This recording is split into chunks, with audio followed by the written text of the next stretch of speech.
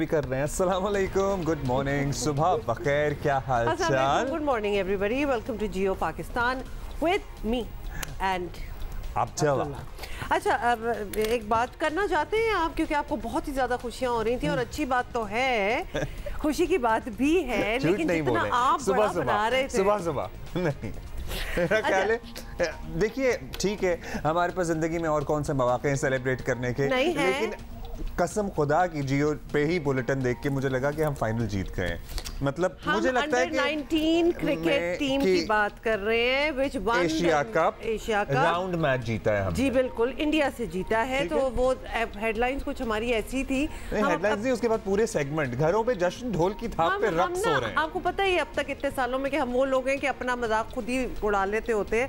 So here we are, और वो जश्न उस लेवल का मचना स्टार्ट हो गया कि आई एक्चुअली थॉट कि हमने पूरी चैंपियनशिप जीत ली होगी, लेकिन ऐसा हुआ नहीं और चैंपियनशिप नहीं जीती, एक मैच जीता है, वो भी राउंड मैच है, वो भी फाइनल नहीं है इंडिया से। अच्छा, इस पे हम जरूर बात करेंगे, बताएंगे भी किसने अच्छा परफॉर्म किया नहीं किया, लेकिन at the same time it's okay, we should celebrate every victory.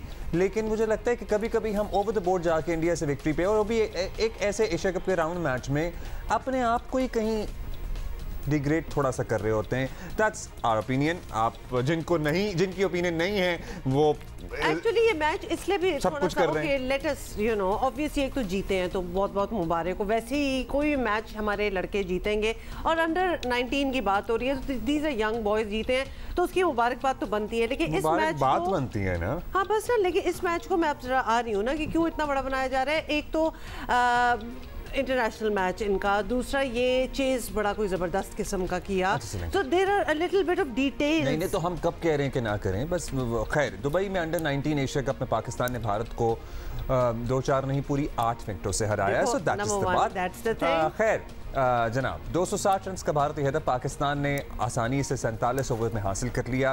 Pakistan cricket का मुस्तकबिल रोशन है, ये जरूर हम बात करना चाहेंगे और इसी पे हमारी डिस्कशन बेस भी करेगी। अच्छी बात है, जीत हो गई, जबरदस्त ढोल की थाप, मिठाइयाँ, जश्न का समा, इन्वर्टेड कॉमास, सो वो सारा हो गया, लेकिन हमारा मुस्तकबिल रोशन है। That's the important part of it. Pakistan का नाम ऊंचा रखने के लिए हम तैयार हैं, मगर ये भी मानना पड़ेगा कि मौजूदा कौमी जो टीम है उसके हालात इतने ज़्यादा अच्छे नहीं हैं। बिल्कुल, देखिए ना, जब फिर कोई जब बहुत अच्छा कर रहा होता है तो एक इंस्टेंट कंपैरिजन भी आ जाता है, और यहाँ कंपैरिजन ये हो गया कि आगे जो पौधा आ रही है ना, they are really into it, they are very dedicated, they are very good and so are the present ones as well. लेकिन आगे भी अच्छे लोग आ रहे हैं, तो आई गेस वो नजरें उस तरह उनकी तारीफ के लिए चली गई और जो हमें लगा बहुत ज़्यादा जश्न मचाया जा रहा है, लेकिन there are lots of comparisons. You know the national team is already playing test in Australia and you know how that is going, तो अच्छा है, फिर हमारे बच्चे अच्छा कर रहे हैं। अच्छा जी, पाकिस्तानी टीम जैसा कि आपने बताया ऑस्ट्रेलिया के दौरे पे है। कैमरा में पाकिस्तान ऑस्ट्रेलिया की प्राइम मिनिस्टर 11 के दरमियान 4 रोज़ा मैच ड्रॉ हो गया है। साफ नजर आ रहा है कि माजी में बॉलिंग पाकिस्तान टीम की स्ट्रेंथ समझी जाती थी, वैसे अचानक ही in such a short span of time में क्या हुआ है हमारे साथ, हम इस शोबे में कमजोर पड़ते जा रहे हैं। What is going on? Bowlers wicket नहीं ले पा रहे हमारे, और स्पिन बॉलिंग का जो एशिया कप में हाल हुआ हमारे सामने है। टीम की फिटनेस का ये हाल है कि स्पिनर हमारे जो स्टार स्पिनर अबरार जो है वो पहले ही टेस्ट के लिए अनफिट हो गए। एक तो हम लोग, पता है कोई मसला इतना नहीं है जितना हमारी फिटनेस का, वो यहाँ से अनफिट थे और उन्हें ये कहा गया कि भाई इतना बड़ा मसला नहीं है। तो अब उनकी जगह 14 दिसंबर से होने वाले पर्थ टेस्ट में साजिद खान शामिल होंगे, जिन्होंने पर्थ जो पर्थ के लिए रवाना किया जा रहा है उन्हें। अब अंदाज़ा करें कि हमारे जो 17 रुकनी अमला मौजूद है, अब अगर वो ये डिटर्मिन नहीं कर सका कि एक लड़का यहाँ से ट्रैवल कर रहा है, उसने शिकायत भी की है कि उसको इंजरी है और वो कह रहे नहीं ठीक हो जाएगी, और पहले ही टेस्ट में वो अनफिट हो जाता है, और ये सारा expense at the expense of what हो रहा है, Pakistan cricket at the expense of हो रहा है, at the expense of a lot of money involved as well. Okay, लेकिन अगर उसको पीछे छोड़ जाते और पीछे ठीक हो जाता तो फिर उसको भेजते, तो वहां जाके पता चल गया ना, तो भाई यहीं से खराब था ना। तो ऐसे कह रही है, खराब पुर्जा नहीं है, मतलब हाँ नहीं मतलब नहीं बीमार भी अनफिट था ना, यहीं पे था, बीमार अनफिट था, यहाँ पे उसको पैर की तकलीफ थी लड़के को, और उसने कह दिया था, मगर उन्होंने कहा था कि जी जो देखने वाले उन्होंने कहा नहीं कोई मसला नहीं, ठीक हो जाएगा। अच्छा, अब अगर वीजा मिला तो डॉक्टर साहब जाती वजूहात की बिना पर दस्तयाब नहीं है। अच्छा, हम बता देंगे कि 17 रुकनी जो टीम है उसमें कोई डॉक्टर नहीं है। तो पाकिस्तान क्रिकेट बोर्ड को एड हॉक वो जो बेसिस पे हम कहते हैं ना कि चलाया जा रहा है थोड़ा सा, इस बात की निशानदेही हम थोड़े अरसे से कर रहे हैं। पहले हमें लग रहा था कंटिजेंट जो जा रहा है इट इज टू बिग, फिर हमें याहिया हुसैनी याद है हमारी एक दफा बात हुई, उन्होंने बताया कि ऐसी बात नहीं है, इससे भी बड़े बड़े कंटिजेंट जाते हैं, लेकिन इसमें अगर डॉक्टर ही ना हो तो क्या हो रहा है? मशवरा अब सब पाकिस्तान क्रिकेट बोर्ड को चूंकि ऐसे ही चलाया जा रहा है कि अच्छा तुम भी बता दो ऐसे ही कर लेते हैं, तो हमारा मशवरा ये है कि ऑस्ट्रेलिया में आई एम श्योर बहुत अच्छे कॉम्पिटेंट पाकिस्तानी डॉक्टर्स होंगे। एग्जैक्टली, तो उधर से ले ले, हाँ उधर से ले। Anybody would like to, and you know, show their expertise and all. हाँ, because we have the most competent doctors in the world. अच्छा, ये हो गया, और साथ ही हम जरा अपनी लोकल उसका भी बता देते हैं। डोमेस्टिक में भी नेशनल स्टेडियम जी कराची वाइट्स, माशाअल्लाह, बिल्कुल नेशनल स्टेडियम कराची में खेले गए फाइनल में कराची वाइट्स ने एबटाबाद को हराकर नेशनल T20 कप जीत लिया। Congratulations कराची।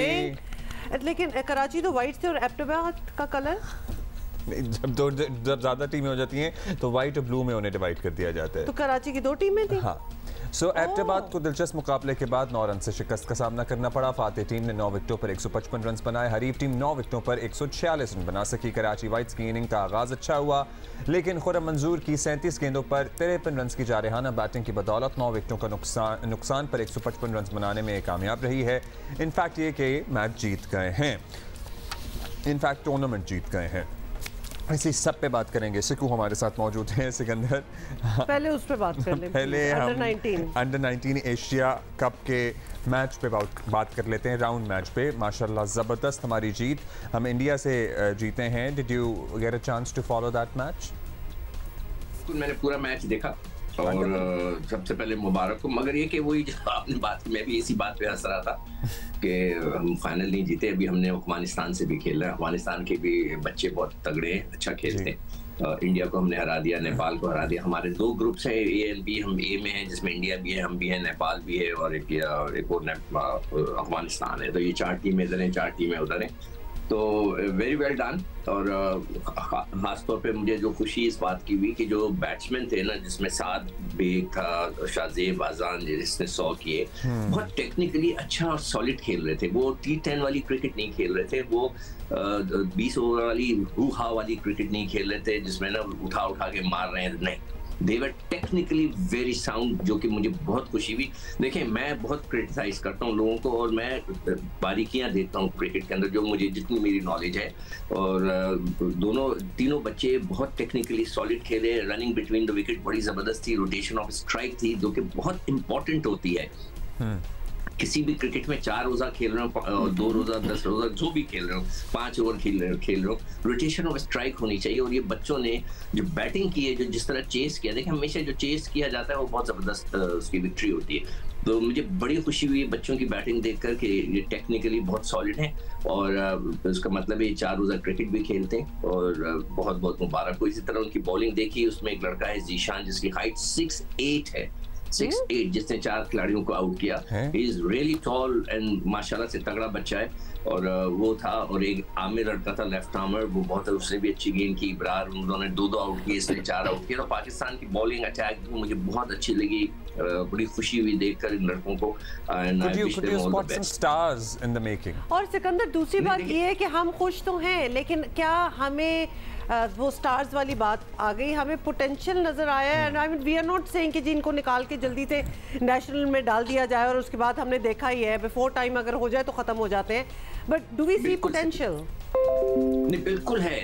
यही तो मुझे खुशी हुई है कि technically they were very strong, और बहुत अच्छे उनको जो है ट्रेन किया हुआ है, और वो बहुत अच्छा नेचुरल टैलेंट है, और which is a good sign. देखें, हमारे यहाँ होती है इमर्जिंग टीम, हमारे यहाँ होती है पाकिस्तान ए। ये वो टीमें हैं जिसके अंदर फ्यूचर के लड़के होते हैं, अगर आप इस फ्यूचर के लड़कों में आप 32 साल का लड़का, 30 साल का लड़का जो ऑलरेडी खेल चुका, अपनी बैग को पैक कर रहा है, उसका कोई फ्यूचर नहीं है पाकिस्तान के लिए खेलने का, आप उसको भेजेंगे तो वो बहुत बड़ी ज्यादती है जो पिछले साल हुआ है। पिछले साल नहीं, इसी साल 2 महीने पहले हुआ है। तो ये चीज नहीं होनी चाहिए। इन लड़कों को उन टूर्स के ऊपर भेज के उनको ट्रेन करना चाहिए। आप उनको आइडेंटिफाई करें जो भी है, जैसे कि वो लड़का लंबा जो सॉरी जिसको देख के सब कह रहे होंगे ये तो ज्यादती है, तो बड़े लड़के ले आए अंडर 19 के मैच में। अच्छा, कुछ इस किस्म की चीजें भी आपको पता है सोशल मीडिया पे तस्वीरों के साथ। अफगानिस्तान के जो एक पेज है, जो उनके फॉलोअर्स हैं, उन्होंने बोला कि ओ ये तो बहुत बड़ा लड़का है, मगर माशाल्लाह देखो कद में बड़ा है, उम्र में तो बच्चे आपको पता है छोटे ही होते हैं। सोशल मीडिया पे तस्वीर लगा के कहते हैं आपको कहां से 19 लग रहा है। हाँ नहीं, मैंने फोन करके लोगों से पूछा तो उन्होंने कहा कि उनकी पूरी फैमिली में सबके दराज कद हैं सब।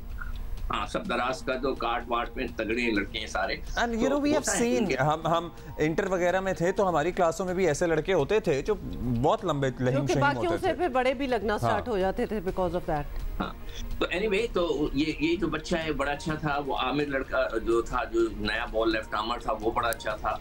तो इन लड़कों को हम ट्रेन कर सकते हैं, इनको आइडेंटिफाई। बैटिंग के अंदर तो मुझे तीनों लड़के बहुत जबरदस्त लगे। हमारा जो कप्तान है साद बेग, वो बहुत जबरदस्त विकेट कीपर है, कप्तानी बहुत अच्छी कर रहा है। उससे पहले भी वो 2-1 सीरीज बांग्लादेश वगैरह से जीत के आया। मैं बाकी डिटेल्स भी उसकी निकालूंगा। He seems to be a very good potential, जिसके अंदर कप्तानी का भी है, विकेट कीपर है। देखिए, हमें विकेट कीपर की जरूरत है। हमें ऐसे विकेट कीपर नहीं रखने टीम के साथ जो कि जिसका कोई फायदा नहीं है। वर्ल्ड कप में एक विकेट कीपर पूरा घूम कर आ गया और अपनी पेशावर टीम के लिए भी फेल हो गया। तो ऐसे बच्चे नहीं चाहिए, हमें यंगस्टर्स को डेवलप करना है। और दैट्स ऑल। और बाकी है कि अभी गुड लक, अभी तो पहला दूसरा मैच जीते हैं, अभी अफगानिस्तान से जीतना है, सेमीफाइनल है, फिर फाइनल है।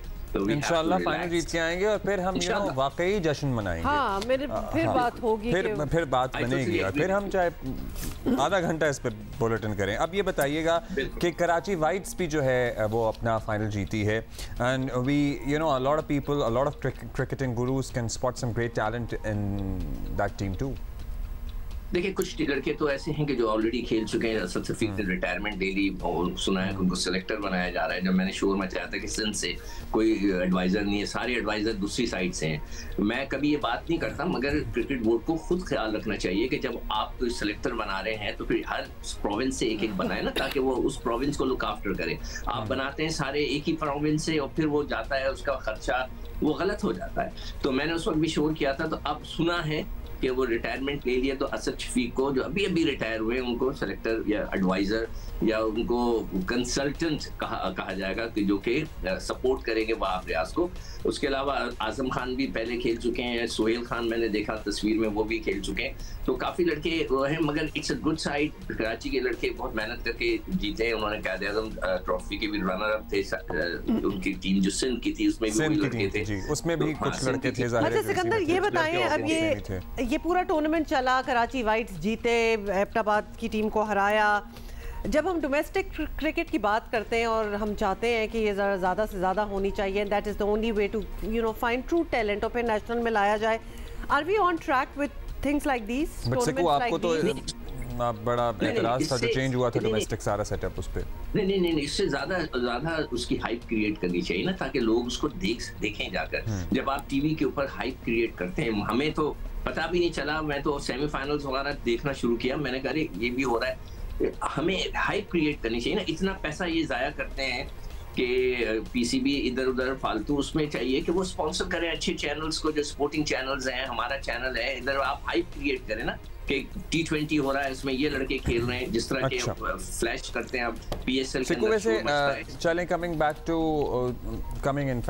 To the team, Pakistan team tour in Australia, national team tour Australia. Abrar पहले यहाँ से अनफिट थे, मतलब who are the people who could not identify, हालांकि it is now being reported कि उनकी इंजरी यहाँ से चल रही थी और यहाँ पे इग्नोर कर दिया गया था। इतना खर्चा, इतने doctors, so many people on panel। नहीं, और डॉक्टरों से याद आया कि इतना बड़ा स्क्वाड जाए और बीच में डॉक्टर ना जाए, ये भी हमें वीजा शायद is it a normal practice?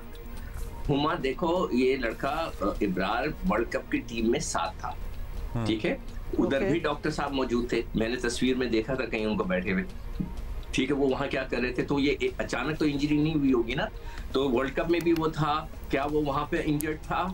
क्या वर्ल्ड कप में उनको नहीं पता चला? वर्ल्ड कप के बाद वो आए, 4 दिन का कैंप लगा, सिर्फ 4 दिन का। पिंडी में कोई इंजरी रिपोर्ट हुई थी।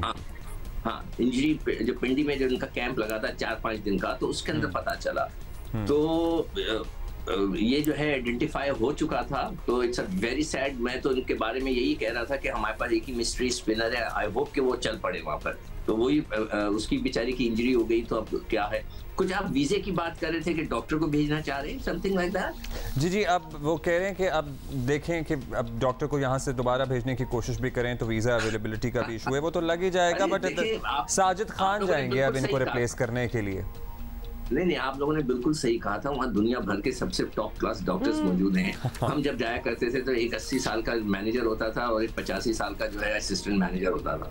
हम लोग सारी चीजें वहीं से हायर किया करते थे। अब तो मॉडर्न डे क्रिकेट होगी ना, तो मॉडर्न डे क्रिकेट के अंदर अजीब और गरीब चीजें हो गई हैं, जिसके अंदर अगर इंजर्ड है प्लेयर तो उसको लेकर ही नहीं जाना चाहिए था। It's a professional game. और आपको जो है पता होना चाहिए कि पाकिस्तान को वहाँ पे जो पहला मैच खेला इब्राहिम, कॉस्ट का तो खैर वो आपस में वो कर लेते हैं ना, बार्टर सिस्टम पे होता है। जब पाकिस्तान की टीम ऑस्ट्रेलिया आती है तो हम उनका कॉस्ट जो है बेयर करते हैं, वो हमारा करते हैं। तो ये तो उसकी कोई फिक्र नहीं होती, इतनी पैसे बहुत हैं। मगर असल चीज है कि हम तो जा रहे हैं ना यहाँ से at the expense of somebody else who could have been a part of this team लेकिन इसमें वो कॉमिकल चीज ये हुई है कि पहले तो गए नहीं डॉक्टर और फिर उनको वीजे का इंतजार था, क्या वीजा दिया जाए। अब वीजा आ गया तो वो खुद अवेलेबल नहीं है डॉक्टर साहब जाने को, वो खुद बिजी हैं। उमा 4 दिन में वीजा लगता है, मतलब हाँ, लेकिन वही तो बता रहे हैं आपको, वीजा शीजा भी लग गया है सिकंदर। अब वो डॉक्टर साहब खुद अनअवेलेबल हो गए। उनकी डॉक्टर को भेजने की जरूरत क्या? सारी दुनिया ऑस्ट्रेलिया में जाके इलाज कराती है। आप पाकिस्तान का डॉक्टर वैसे तो ऑल्टरनेट भी होते हैं उनके साथ था। मतलब ये तो मजाक हो गया ना। वो तो डॉक्टर उनके साथ ही था वर्ल्ड कप के अंदर। क्या उसको वो मॉनिटर नहीं कर रहा था? वो क्या वहाँ शॉपिंग करने गया था? अब ये जो इतने लंबे स्टाफ लेके जाते हम हैं, एक मेरा ख्याल है कि हम क्या डॉक्टर की बात करें, there is a whole there is a bunch of people who are looking after this thing. मतलब कोई इतनी पूरी टीम मैनेजमेंट है जिनको अगर उनकी इंजरी रिपोर्ट हो रही है तो there must be 2, 3, 4 people involved in this issue ना, कि सबने कहा कि नहीं ठीक है, इग्नोर है। देखिए सबसे मजे की बात, अब्दुल्ला मैनेजर है, उसका असिस्टेंट है, कोच है, उसका असिस्टेंट है, उसके 3 असिस्टेंट है, उसके बाद जो फिजियोथेरेपिस्ट है उसका असिस्टेंट है, यानी एवरीबॉडी हैज अ असिस्टेंट। तो व्हाई नॉट? अच्छा सिकंदर, अब साजिद खान के हवाले से भी बता दें, क्योंकि अब रिप्लेसमेंट जो है वो साजिद खान होंगे, तो टेल अस अबाउट हिम। देखिए हमें नुकसान क्या हुआ है? नुकसान हमें ये हुआ है कि इब्रार की जगह नोमान खेलता, उसको प्रैक्टिस मिल जाती। अब नोमान खेलेगा test match without playing a test match, practice match in Australia. या साजिद खान जाता तो वो जाकर प्रैक्टिस कहाँ करेगा? कोई साइड गेम ही नहीं है। तो मतलब कि मैच की प्रैक्टिस और नेट की प्रैक्टिस में जमीन और आसमान का फर्क होता है। जो क्रिकेट खेलने वाले हैं, हफीज है, वहाब है, इन सबको पता है ये बात। ये क्रिकेटर्स हैं। अफसोस तो मुझे इस बात का होता है कि ये क्रिकेटर्स हैं और ये गलतियां करते हैं। मतलब एक आदमी जो जिसने कभी क्रिकेट नहीं खेली है वो करे गलती, तो फिर मैं मान लूं कि चले, ये तो क्रिकेटर्स हैं, इनको नहीं पता कि एक अनफिट लड़के को ले जा रहे हैं। अब वो बगैर प्रैक्टिस के नोमान खेलेगा, बगैर प्रैक्टिस के मैच के आपका साजिद खान खेलेगा। तो ये पाकिस्तान की टीम है, इस तरह थोड़ी होता है। आप लोगों को ख्याल रखना चाहिए। एक तो वैसे ही हमारी बॉलिंग वीकेस्ट नजर आ रही है इस वक्त, और ऊपर से आपके जो मेन बॉलर वो भी अनफिट हो गए। Okay, Siko, thank you for being with us this Monday morning. Have a good day. Okay, so that's a lot of cricket that we covered. और पाकिस्तान नेशनल टीम के लिए दुआ करें कि हम जरा कुछ बेहतर परफॉर्म कर सकें और हमारे ये वाले इश्यूज जो है ना बड़े अनोइंग हो जाते हैं। नामसाइद हालात हैं, बड़े कदम कदम पे चैलेंजेस हैं। मतलब हम क्या आपको कहाँ से चैलेंजेस गिनवाना शुरू करें? आप चल रहे हों तो सामने गटर खटकना नहीं होगा, आप या आपका बच्चा उसमें सीधा औंधे मुंह गिर सकते हैं और उनकी जान जा सकती है। This is normal around us. या फिर आपको कहीं पे दहशतगर्द निशाना बना सकते हैं। जहाँ ये सारे चैलेंजेस हैं, जहाँ ये सारे पहाड़ जैसे चैलेंजेस हैं, वहीं हमारे हौसले भी बड़े बुलंद हैं और हमारी बहादुरी की दास्तानें भी ऐसी हैं कि इंसान दंग रह जाता है। हम एक्चुअली बात कर रहे हैं, पिछले हफ्ते आपको पता है चिल्लास से एक बस जो कराची जा रही थी उस पर फायरिंग हुई और कोई 10 अफराद जो हैं वो जाँ बहक हुए, शहीद हुए। उसमें शहीद हुए। कुछ कि ऐसी हीरोइक कहानियां हैं कि अगर कोई लिखी जाए ना कोई कहानी कि आप अपनी फैमिली को, अपने ख़ानदान को किस तरह मोहब्बत करते हैं और किस तरह आप उनके लिए कुछ भी करने को तैयार हैं, तो ये कहानी बीच में ज़रूर आएगी। जहाँ एक खातून जिनका नाम है रोशन बीबी, उन्होंने अपनी फैमिली को उस बस के अंदर वाइल वो फायरिंग हो रही थी किस तरह बचाया और ख़ुद कितनी गोलियां खाई, 2-4 गोलियां नहीं, पूरी 6 गोलियां उन्होंने खाई और उनका अभी इलाज हो रहा है। हमने सुना होगा, आपने भी अपनी माओ से सुना होगा, हमने भी देखा है अपने बच्चों की माओ से कि माएँ जो होती हैं ना, वो बच्चों के लिए कुछ भी कर गुजरने के लिए तैयार रहती हैं। और ये उसकी हकीकी और अमली मिसाल है जो हमने देखी रोशन बीबी की सूरत में कि दहशतगर्द गोलियां बरसा रहे हैं, बौछार कर रहे हैं चारों तरफ से। उसने ना आओ देखा ना ताओ देखा, बच्चों को सीट के नीचे दबाया, शौहर को नीचे किया और खुद लिटरली एक शील्ड की तरह लेट गई, शील्ड की तरह लेट गई और 6 गोलियां इनके जिस्म में पैवस्त हो गई, जिनमें से 3 आज भी इनके जिस्म में मौजूद हैं और इनके जिस्म का निचला हिस्सा इस वक्त पैरालाइज हो चुका है। ये एक्चुअली हमने अभी सुना है ब्रेक में और हम चाहेंगे कि ये रेजिलियंस की कहानी है, ये ज़रूर आप सुने। रोशन बीबी के शौहर शाह बुलबुल हमारे साथ हैं। बहुत बहुत शुक्रिया। बड़ा मुश्किल काम है कि आप इधर आए हैं, 3 दिन हुए हैं आप लोगों को कराची आए हुए, जहाँ रोशन बीबी का इलाज हो रहा है। हमें शुरू से बताएं, क्योंकि हम अक्सर ये बातें सुनते हैं और उसके बाद जो बच जाते हैं लोग एक दूसरे को बचा लेते हैं, तो हम तो यही सोचते रहते हैं कि ये किस तरह किया होगा। मतलब ये कि आपको नज़र आ रहा है कि अब हमारी ज़िंदगी ख़त्म हो रही है और उसमें से निकल आना। हम आपसे चाहते हैं कि आप ज़रा मंजर कशी करें कि आप लोग गिज़र से चले, गिलगित से चले, कहाँ से चले, उसके बाद आप 7-8 घंटे बाद जब पहुँचे चिल्लास के करीब, तो क्या हुआ अचानक? जी बिस्मिल्लाहिर्रहमानिर्रहीम। सर हमें गज़र से हम चले थे, तो बेसिकली कराची की तरफ ही आ रहे थे, तो रोज़गार और बच्चों के बेहतर मुस्तकबिल के सिलसिले में एक प्लान छोटी सी बनाए हुए थे कि हम यहाँ आके कुछ सेटल हो जाएं। ससुराल वाले यहाँ रहते हैं, तो हमने सोचा कि यहाँ आके हम सेटल हो जाएं। तो वहाँ से सुबह 10 बजे हम बस में बैठे हुए थे, तो फिर आके वहाँ से फिर चिलास आने तक कोई मेरे ख़्याल से कोई 6-7 घंटे लगते हैं। 6-7 घंटे हम सफ़र कर चुके थे, शाम के कोई 6:25 हो चुके थे। वहाँ पे तो 6-7 गांव में आपको पता है कि अंधेरा छा जाता है। बिल्कुल। तो उसमें आके फिर ये हुआ कि थोड़ी सी हालत, ये तबीयत ख़राब होकर मैं नींद में था। 5 साल की बच्ची मेरे गोद में वो भी सोई हुई थी, तो मैं भी हल्की सी नींद में था और वाइफ खिड़की की साइड पे बैठी हुई थी, तो बच्चा उनके गोद में बैठा हुआ था। तो अचानक से फायरिंग स्टार्ट हो गई है। फायरिंग स्टार्ट होते ही बस उसने जो ना ये कमाल किया है कि मैं उसको दाद भी देना चाहता हूँ कि बच्चे को सबसे पहले उसने वो सीट के नीचे डाल दिया, होती है पैरों वाली। उसके बाद फिर बच्ची को भी मेरे गोद से जल्दी से उसने उठाया, फिर उसको एक साइड पे डाल दिया, फिर मुझे जो ना धक्का लगा के उसमें गिराया। थोड़ी सी नींद में था, वो धक्का लगाने के बाद खुद आके जो ना वो हमारे ऊपर लेट गई और सर नीचे की तरफ करके उसने कहने लगी कि बच्चों को बचाना है। वो बच्चे सर बड़े अजीज होते हैं। फिर उसने कहा कि इनको बस बचाओ, इनको बचाओ, खुद नीचे लेटे रहो और खड़े नहीं होना है। वैसे ये फैसलों की घड़ी जो होती है कुछ सेकंड की होती है, उस वक्त ये तो नहीं इंसान सोच सकता होगा कि क्या करें और क्या ना करें। उसने ये देखा होगा कि मैं तो जागी हुई हूँ इस वक्त, उसको तो शायद पहले जिस तरह आप बता रहे हैं समझ आ गई होगी कि क्या हो रहा है। उस दौरान में आपको भी, आप भी जाग गए होंगे, कुछ समझ आई कि लेफ्ट से फायरिंग हो रही है, सामने से, कहाँ इनसाइड बस के हो रही थी, बाहर से फायरिंग हो रही थी, कहाँ से हो रही थी फायरिंग? वो असल में तीनों साइड से हो रही थी। इस साइड से भी हो रही थी, आगे पहाड़ था, कुछ बड़े बड़े पत्थर ऊपर थे, नीचे की साइड में काफ़ी नीचे दरिया, लेकिन वो रोड के किनारे पे वहाँ पे भी बड़े बड़े पत्थर थे। तो शायद वो बैठे हुए थे प्लान बना के। तो फिर वो बेचारा ड्राइवर ने इस तरह किया कि गाड़ी भगाना शुरू किया, तो सामने से एक ब्रेस्ट मार दिया, तो उसके साथ कोई 6-7 बंदे उधर बैठे हुए थे, तो वो बेचारे भी उसमें जो ना फिर शहीद हो गए, कुछ जख्मी हो गए। ड्राइवर तो उसी जगह पे ही सर वो शहीद हो गया। सामने से बेसिकली टारगेट किया ना, मतलब कितने मुतअद्दिद लोग थे जिन्होंने हमला किया इस बस के ऊपर और कुछ नहीं आइडेंटिफाई ताहाल हो सका कि क्यों इसको निशाना बनाया गया। वरना अक्सर क्लेम कर लेते हैं रिस्पॉन्सिबिलिटी, अभी तक वो वाला मरहला भी नहीं हुआ। आप लोगों पे फायरिंग हो रही है, चारों तरफ से गोलियां बरसा रहे हैं, उसके बाद इन इलाकों में तो खाइयाँ, दरिया सब कुछ होता है, तो बस अपने आप रुक गई। बस कैसे रुकी, क्या हुआ? सर फिर ये हुआ कि जब गाड़ी भगाया उसने तो उसको भी ब्रेस्ट मार दिया। जब तक तो बस मैदान पे वो चल रही थी, तो जाके जो ना उतराई तक पहुंच गई, थोड़ी सी फासले पे। तो सड़क से उतर गई थी? नहीं, सड़क पे नहीं, यानी बस वो रोड भी इस तरह था ना कि कुछ कच्चा सा रोड था। फिर गाड़ी जो है ना खुद ब खुद चलना शुरू हो गई। तो हम तो सर पकड़ के सर बैठे हुए थे कि यार अब या के ये नीचे दरिया बुर्द हो जाएंगे बच्चों समेत, या ये कल्टी खाएगी, एक तो बड़े बड़े पत्थर या जाके उनके साथ टकराएंगे। बस इसी सोच में थे कि सर जाके जो ना एक झटका सा महसूस हो गया। उस झटके में ये हुआ कि एक ट्रक सामने से जो ना सीमेंट बड़ा लोड ट्रक आ रहा था तो उसके साथ लग गया। उसी दौरान ही वो ट्रक में आग लग गई।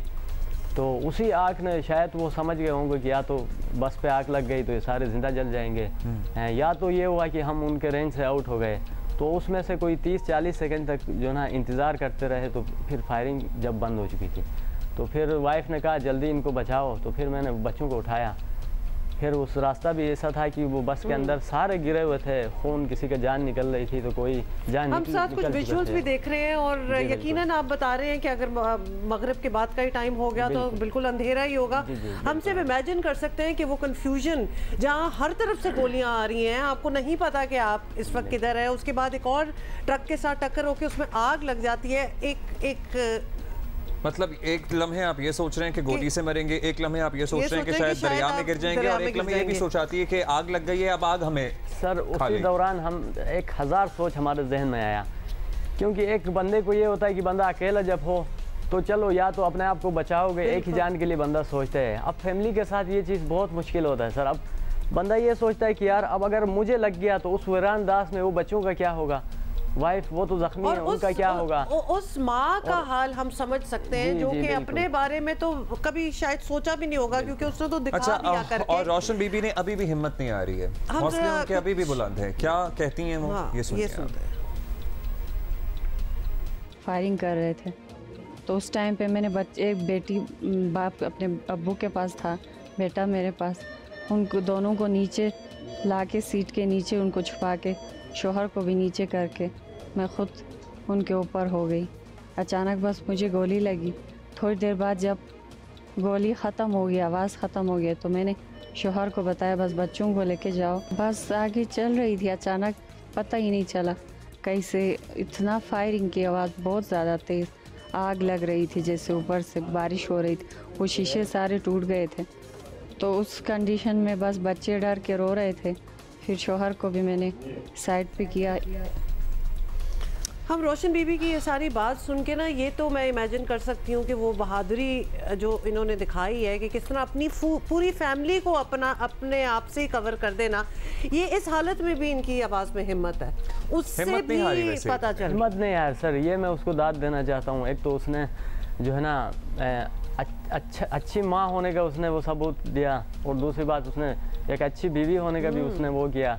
वो कह रही थी कि बस अपने को बचाओ और बच्चों को बचाओ, पहले इनको बचाओ। अच्छा शाह बुलबुल, इंसान को 6 गोलियां लग जाएं, शुरू में तो पता नहीं लगता क्या हुआ है, लेकिन ज़ाहिर खून रिश्ता होता है सारा कुछ, उसके बाद कितनी देर में आप तक इमदाद पहुंची? आप इनको, क्योंकि ये भी तो टेंशन है कि किसी को 6 गोलियां लगी हुई हैं, उसकी जान कभी भी जा सकती है। आपने वहां से बस से आप बता रहे हैं किसी की जान निकल रही है, वो मंजर आप इमेजिन करें, अंधेरा पहाड़ और इर्द गिर्द आपके लोग पड़े हुए हैं जिनमें से लोगों की जान जा रही है, किस तरह निकले, क्या हुआ, कौन आया मदद? साथ में 2 बच्चे भी। जी सर, उसमें ये हुआ कि हमने जब सबसे पहले जो ना वो जब फायरिंग बंद हो गई तो वाइफ ने कहा कि यार इनको बचाओ, ले जाओ। तो उसी में ये हुआ कि मैंने सबसे पहले बच्चों को पहले उठाया, उनको ले जाके वो जगह भी बहुत मुश्किल से जो ना वहाँ पे बस ये इतना कोशिश किया कि किसी के ऊपर पाँव ना लग जाए, क्योंकि किसी की जान निकल चुकी थी, कोई बस बेचारे बस खाली खून उनका निकल रहा था। तो वहाँ से बहुत मुश्किल से मैंने उनको नीचे उतारा। फिर मैंने सोचा कि अब ये तो बंदे ऊपर है, ये फिर फायर करेंगे, तो बस डर के मारे मैंने कहा कि यार थोड़ा साइड पे उनको एक छोटी सी पत्थर वगैरह वहाँ पे थे, तो उनके बीच में ले जाके तो वो रो रहे थे, उनको फरियाद करके मैंने कहा मैं मम्मी को लेके आ रहा हूँ, यहाँ आराम से बैठो नीचे, तो ऐसा ना हो कि फिर ऊपर से आए फिर वो मारेंगे। फिर वापस आके सर मैंने कोशिश ये किया कि वहाँ से जगह तो बहुत जो ना मुश्किल था नीचे उतरने के लिए, तो मैंने सोचा कि ये खिड़की से इनको नीचे उतारूँ, रोशन बीबी को मैंने उनको उठाया तो यहाँ से नीचे बिल्कुल उनके बेजान, पाँव भी सीधे ऐसे। तब तक आपको पता चल गया था कि उनको 6 गोलियां लगी? जी, उसने बताया कि हम मुझे तो गोली लग गया लेकिन बच्चों को बचाना है, ये बात उसने बताई। अच्छा, उसमें आपको मतलब 1 गोली लगी हुई या 6 लगी हुई, एटलीस्ट आपको ये पता था कि इनको? जी वो तो बस साथ ही थे, तो ब्रेस्ट मार दिए थे, तो आवाज़ें भी आई, बस महसूस हो गया कि बस इनको तो गोली लग गई। तो मैंने फिर उठाने की कोशिश किया कि खिड़की के से उनको खिड़की के रास्ते में नीचे इनको उतारूँ, लेकिन मुमकिन नहीं हुआ। एक तो उनके यहाँ से बिल्कुल नीचे बेजान हो गया, तो फिर उठा भी नहीं सका। एक तो नीचे की भी काफ़ी खाई थी, वहाँ से नीचे उतारने के लिए भी मुश्किल था। फिर मैंने बहुत मुश्किल से सीट पे उनको बिठाया, फिर उनको ऐसे बाजू पकड़ के उठा के मैंने वहाँ से फिर उसी रास्ते से ही मैंने उनको ला के वहाँ पे उनको बाहर निकाला। तो उसमें ये हुआ कि कोई 6-7 मिनट तक हम इंतज़ार करते रहे, तो वो गाड़ियाँ भी आगे से उनको भी आने नहीं दिए। शायद कोई लोग हमारे करीब आने वो आ ही नहीं सके, क्योंकि ऐसे रश वाला एरिया होता है, मतलब गाड़ियाँ आती जा रही थी इर्द गिर्द? जी रश भी नहीं, लेकिन उसी टाइम पे बस सारे काफ़ी रश था वो शाम के टाइम में। अच्छा, यानी काफ़ी और भी थी। वीराना नहीं, वीराना भी नहीं था जी। वो क्यों नहीं, कोई इलाका तो उधर नहीं है, लेकिन ये है कि वो सवारी गाड़ियाँ वहाँ से पीछे गुजर रही थी जी। तो फिर इसमें ये हुआ कि मुकामी लोग, मैं उनका भी शुक्रिया अदा करना चाहता हूँ आपके चैनल की तवज्जुह से। तो वो बेचारे मुकामी भी थे, कुछ पैसेंजर्स थे और गाड़ियों से, वो उतर के मोबाइल ऑन करके फिर हमारे करीब आना शुरू हो गए। फिर आके उन्होंने वो ज़ख्मियों को बाहर निकालना शुरू किए थे। तो एक हाईएस्ट गाड़ी वहाँ पे आ गई, जाके सामने खड़ी हो गई। तो उसमें ये हुआ कि जो थोड़े बहुत कुछ ज़ख्मी थे या उन लोगों ने भी उनको उठाए थे, ज़्यादातर मर्द हजरात थे, तो ला के वो गाड़ी में बैठा दिया। तो गाड़ी फुल हो गई। अब मैं बच्चे भी थे, उनको उठाऊँ उसको उठाऊँ, एक तो थोड़ा साइड पे उनको ले गया था कि फिर से ऊपर से कोई फायरिंग ना हो जाए। फिर बच्चे ले गए, वो ड्राइवर को मैंने फरियाद किया, मैंने कहा यार इनकी अम्मी तो अभी मर रही है, ये बेचारे यतीम होंगे, इनका कुछ मदद करें। वो चिल्ला रहे थे। तो उसने कहा कि आज बस ठीक है, बच्चे इधर ही छोड़ो। फिर आया उन्होंने पाँव पकड़े, मैंने भी फिर गर्दन से उनको। अच्छा, ये बताएं कि और फिर आप उस गाड़ी में उन्हें अस्पताल जो यकीनन लोग देख रहे होंगे वो बड़े कंसर्न होंगे। रोशन बीबी की तबीयत के हवाले से बताएं, अब कैसी? अब यहाँ पे कराची में ज़ेरे इलाज हैं, हेलीकॉप्टर के जरिए उन्हें लाया गया। तो इदारों ने, लोगों ने, हुकूमत ने आपकी मदद? ये भी सर असल में ये हुआ कि गिलगित बल्तिस्तान की जो गवर्नमेंट है, सूबाई गवर्नमेंट, उसका भी मैं तहे दिल से शुक्रिया अदा करना चाहता हूँ। उसने हमें कन्वेंस का बंदोबस्त किया। फिर कोर कमांडर साहब ने हमें हेलीकॉप्टर प्रोवाइड किए, उनका भी शुक्रिया कि वहाँ से हम इस्लामाबाद पहुँचे, वहाँ से जहाज़ में सीधा इधर आए। तो यहाँ पे ये हो रहा है कि अभी उनका इलाज तो चल रहा है, लेकिन कल डॉक्टर साहब बता रहे थे कि उनके गुर्दे में भी कुछ डैमेज है और जिगर में भी कुछ ज़ख़म है। तो इनको हम देख रहे हैं। बाकी ये है कि यानी उसने ये बताया कि बस हिम्मत नहीं हारना है, हो सकता है इसका जो ना कुछ पैरालाइज हो जाए, तो उस पर आपने हिम्मत रखनी है। इस तरह का हम सिर्फ सोच सकते हैं कि आप हिम्मत नहीं हारेंगे और डॉक्टर्स अपनी भरपूर कोशिश करेंगे। और पूरी कौम जो इस वक्त देख रही है वो इन 2 मासूम बच्चों की अम्मी के लिए, रोशन बीबी के लिए दुआ करेगी कि अल्लाह मियां जल्द से इनको उनके बच्चों के साथ। और मैं एक बात बताऊं, मतलब मुझे तो यकीन है कि वो हो ही नहीं सकता कि खातून जो हैं जिन्होंने अपने बच्चों के लिए, अपने शौहर, अपनी फैमिली के लिए दहशत गर्दों के सामने वो आके खड़ी हो गई, हो ही नहीं सकता। जैसे कहते हैं ना, सीसा प्लाई दीवार जैसे कहते हैं ना, ये वो उसकी असल मिसाल है, उसका अमली नमूना है। क्योंकि हम अक्सर बात करते हैं और हर इलाके की ख़वातीन के हवाले से बात करते हैं। मैं कहती हूँ कि पाकिस्तान की ख़वातीन, औरतें इतनी स्ट्रॉन्ग हैं कि वो तो दहशत गर्दों की आंखों में आंखें डाल के देख रही हैं कि कौन सोच सकता है कि इनको हराया जा सकता है या इनको नीचे दिखाया जा सकता है, जहां हमारे सामने ये मिसालें कायम हैं।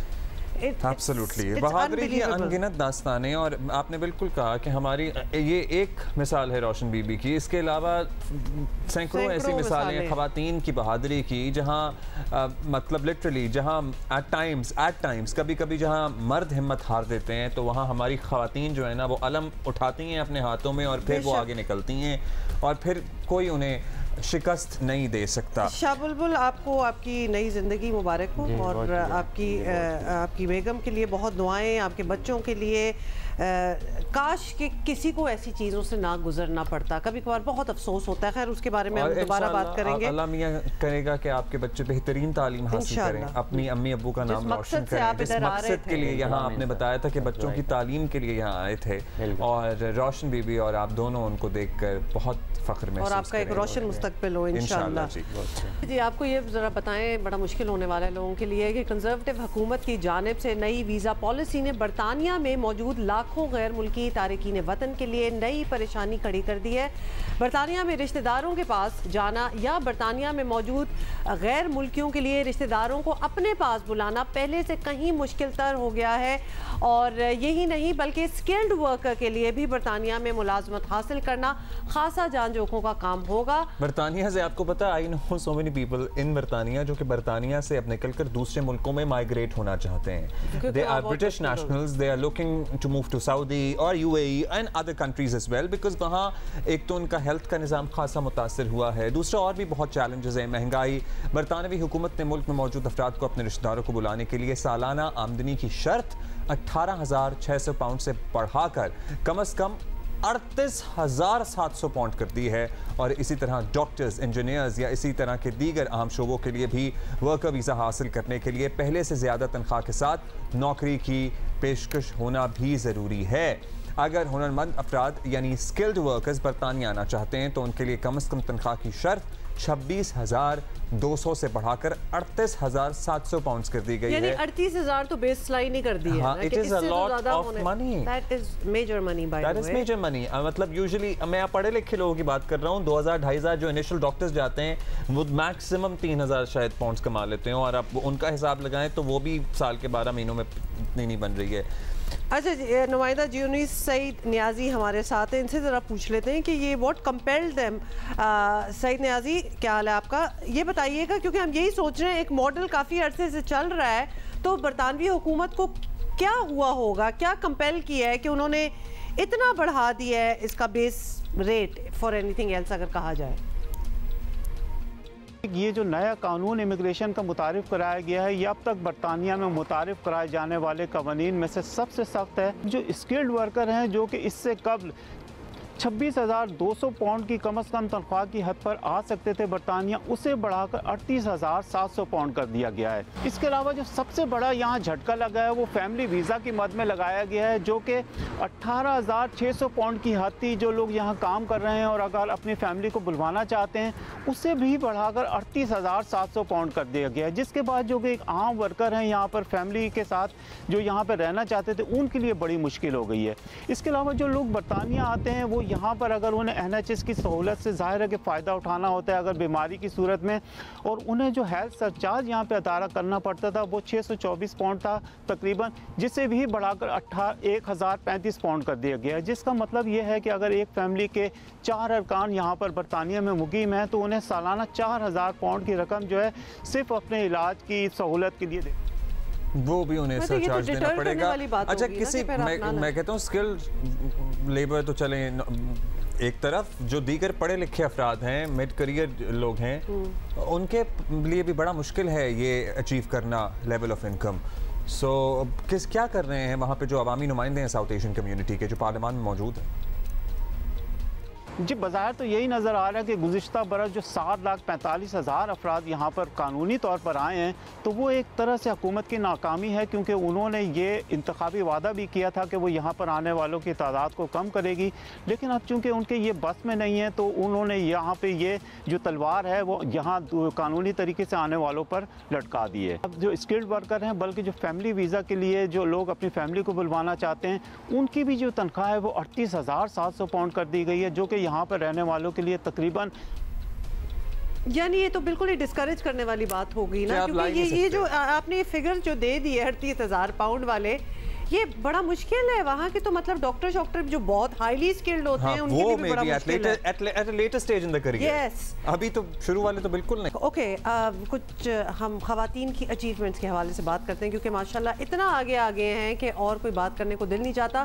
पाकिस्तान क्रिकेट में खवातीन की अचीवमेंट्स की बात की जाए तो आम तौर पर जो प्लेयर्स हैं उन्हीं का नाम सामने आता है, लेकिन अब ज़माना बदल गया है और ऑफ द फील्ड भी पाकिस्तान क्रिकेट में खवातीन अहम जगहों पर नजर आ रही हैं। पाकिस्तान सुपर लीग की फ्रेंचाइज है मुल्तान सुल्तान, इसने इस दफ़ा एक खातून को अपना जनरल मैनेजर बना डाला है। प्लीज़ बंद करते हैं। हिजाब जाहिद हमारे साथ मौजूद होंगी, उनसे बात करेंगे कि How does it feel like? And you know, ज़ाहिर है GM के ओहदे तक पहुंचने के लिए there has to be an effort and a journey involved in it as well. Absolutely. हिजाब, वेलकम टू जियो पाकिस्तान। कैसी हैं आप?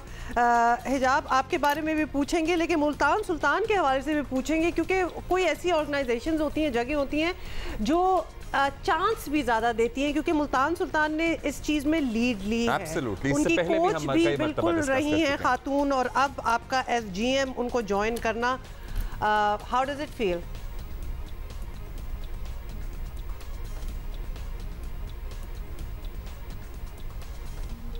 हिजाब, आपको हमारी आवाज आ रही है? I guess नहीं. So we'll try to fix that. Okay we will fix that. लेकिन डेफिनेटली हम जो बात कर रहे थे कि एक जगह होती है जो कि अट्रैक्ट करती है ऐसे टैलेंट को भी, और मुल्तान सुल्तान जो है ना PSL की फ्रेंचाइजों में वो लीड ले गई है खवातीन को अहम पोजीशंस देने में। हिजाब को अब आवाज़ आ रही है। सो हिजाब, हुमा और हम आपसे जानना ये चाहते हैं कि how does it feel to be at such an important position, और अपने जर्नी के बारे में हम प्लीज़ थोड़ा सा बताएं। I mean, definitely. First of all, obviously, thank you so much for having me on the show. It's wonderful to be here and to speak to you guys about this. And yes, I think credit goes to Multan Sultan and the owner of the franchise as well for taking such a step, which was considered unprecedented a little while ago. But my journey has been very exciting. Sometimes थोड़ी overwhelming भी होती है. The position itself is something जो कि it's not an easy position to have. When you're a general manager of a franchise, so there are 100 million things that could go wrong about your job. Like you have to keep I guess you just have to be calm and just have to be the person that people look up to find solutions to the problems.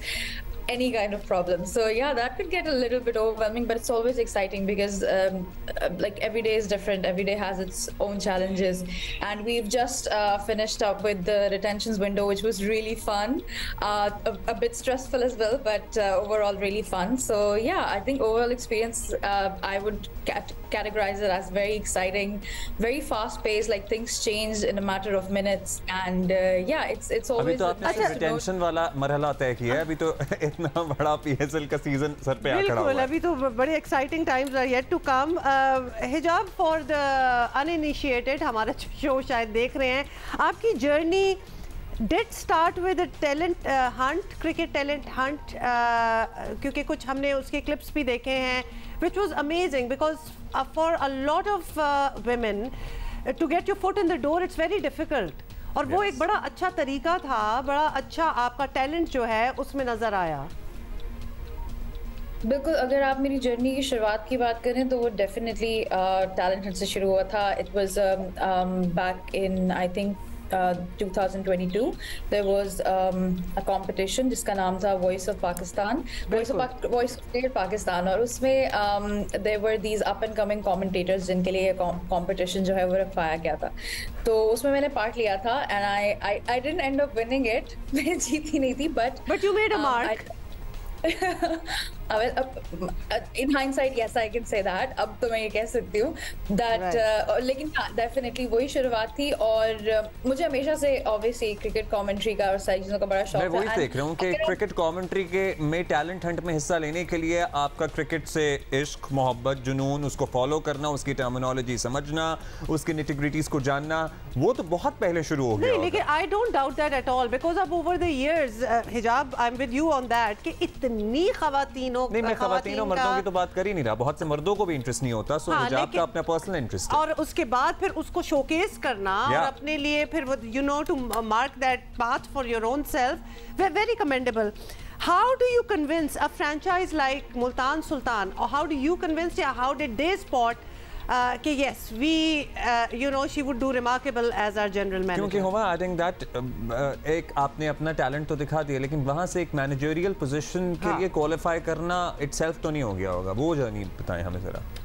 नहीं, वो I didn't have to convince anybody actually. जो हमारे owner हैं मुल्तान सुल्तान के अली तरीन, he had to convince me to take up this position actually. I am by profession मैं एक electrical engineer और एक प्रोजेक्ट मैनेजर भी हूँ, सर्टिफाइड प्रोजेक्ट मैनेजर, और क्रिकेट में आने से पहले मेरा जो बैकग्राउंड था वो मोस्टली मैनेजमेंट में ही था, मेरा वर्क एक्सपीरियंस वगैरह और सारी चीज़ें। तो आई गेस यहाँ पे it's just a combination of my passion for cricket and my actual field which is project management.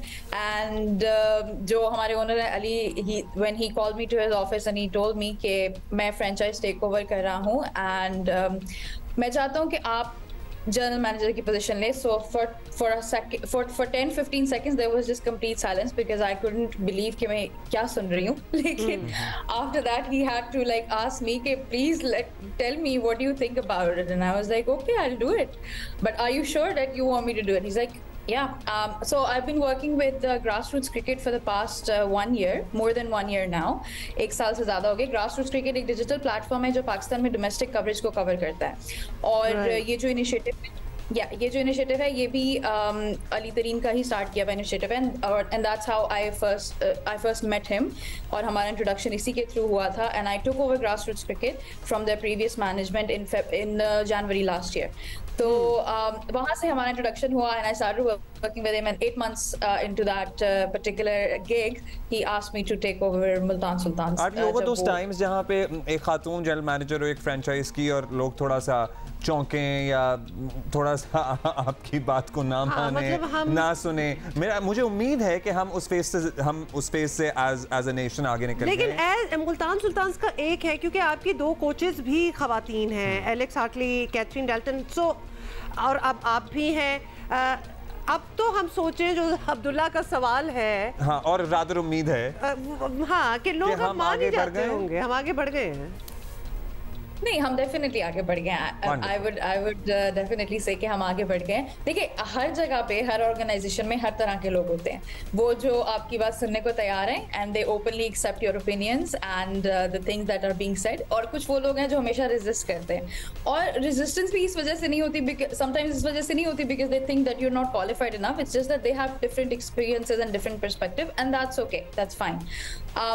एक एब्सोल्यूट अथॉरिटी बन जाना और एक ऐसी चीज बन जाना जो कि कभी सुने ही ना किसी की, आई थिंक वो एक I don't think that could be a good manager. I think it's always better to listen to people and their perspective, और उनकी भी बात सुननी चाहिए और समझनी चाहिए, because they come from very different background. इस इंडस्ट्री की एक ये बात बहुत अच्छी है कि यहाँ पर जितने भी लोग हैं वो बहुत डिफरेंट बैकग्राउंड से आए हैं, बहुत डिफरेंट एक्सपीरियंसेस गैदर करके आए हैं, and for someone like me who is I would say may be relatively new to all of this, it's always nice to hear people letting you know about their experiences and everything, but yeah, kabhi resistance hoti hai, but as a manager I have to overcome that as well. अच्छा हिजाब, ये बताएं कि एक of course it's very encouraging, it's very exciting, especially for all the women out there, for the young girls out there, but now you are there, so अब वो वाला part आ गया जहाँ you better come up with good ideas, and you have to lead the people behind you or underneath you. उसके लिए आपको पता है ना कि all eyes will be on you, तो फिर ख़वातीन को, लड़कियों को एक room for margin for error भी चलने कहते कम प्रोवाइड किया जाता है। Are you prepared? Are you ready? हाँ हुमा, ये तो बात आपको भी पता है कि मार्जिन ऑफ एरर हमारे लिए काफी कम होता है as compare to the other people, और I think it's just reality of the situation, you can't really fight it, but what you can do is do your best. और जो मेरा विजन था या मुल्तान सुल्तान को लेके, वो हमेशा से, वो डे 1 से यही था that I have to build a team. Team के बगैर एक मैनेजर कुछ नहीं होता, और एक अच्छी टीम के बगैर एक फ्रेंचाइज भी नहीं चल सकती उस तरह से एफिशिएंटली जिस तरह हम चाहते हैं कि वो चले।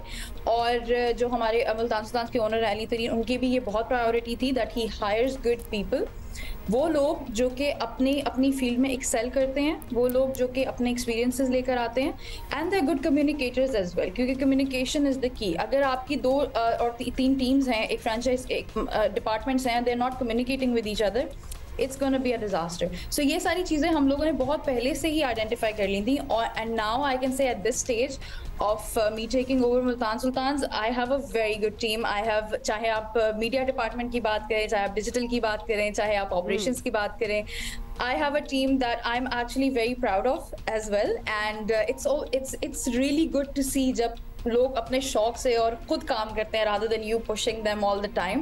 So that was the major thing, and I know for a fact that all eyes will be on me since I am the official representative of this franchise. I am sure you seem very ready. You know, you seem very ready for the next PSL season. You're not wait. We all can't wait as well. So good luck to you, हिजाब जाहिद। आप जो PSL season 9 आने वाला है उस सब के लिए मुल्तान सुल्तान को भी बहुत सारी नेक तमन्नाएं और गुड लक। और हम आपसे मिलते रहेंगे फिर ड्यूरिंग द PSL भी, I am sure. Absolutely, it's a pleasure, guys. Thank you so much for having me. Thank you, हिजाब की एक्साइटमेंट हमें बहुत अच्छी लगी। She is full of energy, और आपको पता है ना, आपको इसी किस्म के लोग चाहिए होते हैं to look up to and to follow as well. So she is definitely a good pick. और ऑफ कोर्स किसी को स्पॉट करना, ढूंढना भी तो एक काम होता है, वो भी एक कमाल की बात है। लेकिन बड़ी अच्छा इनका, अगर आप वो देखें ना, जो इन्होंने टैलेंट हंट पे इनका एक क्लिप बड़ा वायरल हुआ है, जहाँ पे ये तो पता लग गया कि इनमें क्रिकेटिंग नॉलेज है, she is a certified project confidence, बिल्कुल, एंड कॉन्फिडेंस एंड जो कम्युनिकेशन स्किल्स की बात कर रही थी, वो in this day and age बहुत ज़्यादा उसकी वैल्यू जो है, इंपॉर्टेंस जो है वो ऊपर चली गई है। एंड डेफिनेटली हिजाब हैज़ ऑल द इंग्रेडिएंट्स। ज़बरदस्त। तो पीएसएल में हम ज़रूर इनको देखेंगे और इनकी टीम को तो एक्शन में देखेंगे। अभी हम आगे बढ़ेंगे और चल आप पॉलिटिकल मामलात को डिस्कस कर लेते हैं, आई होप कर लेते हैं। इलेक्शन स्केड्यूल बसाने को है, रिवायती सियासी जोड़ तोड़ और बैठकें चल रही हैं। मुस्लिम लीग नून इंतखाबी इत्तेहाद बनाने में सबसे ज़्यादा सरगर्म नज़र आ रही है। बलूचिस्तान अवामी पार्टी जिसे उर्फ आम में बाप पार्टी और सिंध में नून लीग MQM के साथ हाथ मिला चुकी है। GDA से भी किसी न किसी सतह पर राबते जारी हैं। पख्तूनख्वा में JUI, पंजाब में काफ लीग और इस्तेहकाम पाकिस्तान पार्टी से सीट एडजस्टमेंट के लिए फार्मूले तय हो रहे हैं। और पीपल्स पार्टी के हवाले से आपको बता दें कि पीपल्स पार्टी इंतखाबी जलसे जुलूसों में इस वक्त सबसे आगे है। बिलावल जो है वो लेवल प्लेइंग फील्ड ना मिलने की शिकायतें भी कर रहे हैं और ये भी कह रहे हैं कि 3 बार आजमाए वजीर आजम को दोबारा आजमाया गया तो नतीजा पहले से मुख्तलिफ नहीं होगा। शख्स ने पहली बार, दूसरी बार, तीसरी बार फेल हुआ, वो चौथी बार आके कौन सा तीर मारेगा? तीसरी बार मियां साहब उन्हीं लोगों से लड़ पड़ा जिन्होंने कर्म किया, जिन्होंने 2 तिहाई अक्सरियत दिलवाया। चौथी बार अगर मियां साहब बनेगा तो फिर मियां साहब ने वही करना है, एक बार फिर उन्हीं से लड़ना है जो उनको हुकूमत दिलवाता है, उनसे पंगा लेगा। तो मतलब ये क्या कहना चाह रहे हैं कि वो नहीं लड़ेंगे और मियां साहब लड़ेंगे दोबारा? अब उन्होंने जो कहा है वो आपने सुन लिया, अब इसको लेट्स सी क्या होता है। अच्छा, लीकी कायद नवाज शरीफ अभी तक जो है वो ड्राइंग रूम में ही है। हाँ, उनकी सियासत, भाई हर किसी का एक सियासत का एक तरीकेकार होता है, वो ड्राइंग रूम के थ्रू ही उनके लिए काफ़ी है।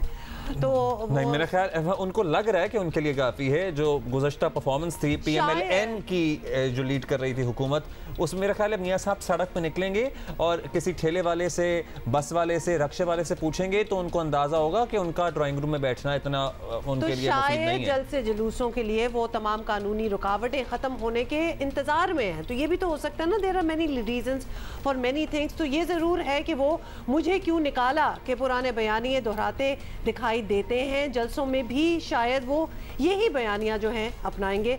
Let's see. जिन्होंने इस मुल्क को यहाँ तक पहुँचाया है उनका भी मुहासबा होना चाहिए। 2017 तक, जब तक कि मैं मुल्क का वज़ीर आज़म था, बड़ा अच्छा दौर था, लेकिन ऐसे किरदार बीच में आ गए जिन्होंने एक दौड़ते हुए पाकिस्तान को उन्होंने बिल्कुल ठप करके रख दिया। इकॉनमी मिसमैनेज हुई। ये 2019 से शुरू हुई, 2022 तक तो हर चीज़ का बट्टा बैठ गया था। नाड़ी के हाथ में इस मुल्क की भागदौड़ कैसे सपुर्द कर दी जाती है, कैसे दे दी जाती है? हर दफ़ा हमें निकाल दिया गया। क्यों निकाल दिया गया? कम से कम मुझे पता लगना चाहिए कि 1993 में क्यों निकाला गया, मुझे पता लगना चाहिए कि 1999 में क्यों निकाला गया। हमने अपना कहा कि हम ये कारगिल में लड़ाई नहीं होनी चाहिए थी, इसलिए निकाल दिया, इसलिए निकाला है।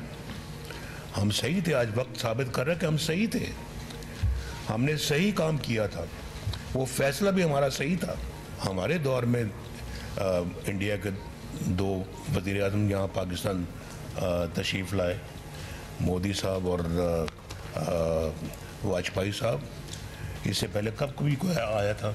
अपने मामलात को हमें इंडिया के साथ भी ठीक करना है, अपने मामलात को हमने अफ़गानिस्तान के साथ भी ठीक करना है, ईरान के साथ भी मजबूत करना है, चाइना के साथ और ज़्यादा बेहतर करना है और मजबूत करना है।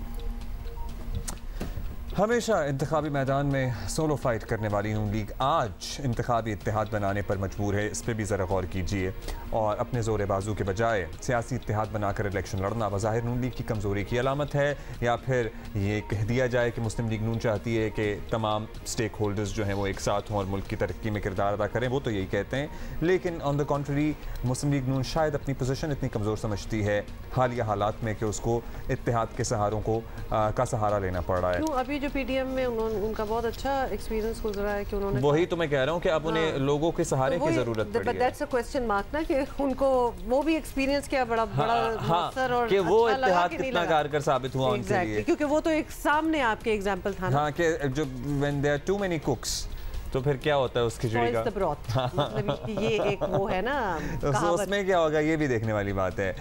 खैर जी, शहजाद इकबाल हमारे साथ मौजूद हैं, उनसे ज़रा गप लगाते हैं। शहजाद, इलेक्शन स्केड्यूल आजकल में ही मुतवक्के है और इसीलिए सियासी जमातों की सरगर्मियाँ भी तेज़ हो रही हैं। मुस्लिम लीग नून की बात करें तो वो एक बयानिए की तलाश में थी, लेकिन अब बज़ाहिर दोबारा से पिटारी में से निकाला है, मुझे क्यों निकाला, ठीक है। तो क्या इस बयानिए में अब भी वजन है, आप वोटर को अट्रैक्ट होता हुआ देख रहे हैं इसी बयानिए पर? मेरे ख्याल से मुश्किल है कि अब ये बयानिया दोबारा नून लीग बनाए और वोटर्स को इस बयानिए पे महज अट्रैक्ट करे, क्योंकि ये आज की बात नहीं है। अगर आप देखें तो जब से नवाज शरीफ को 2017 में डिस्क्वालीफाई किया गया, फिर उनको जेल हुई, तो कभी नून लीग की ये स्ट्रैटेजी होती है कि वो जहराना पॉलिटिक्स करते हैं।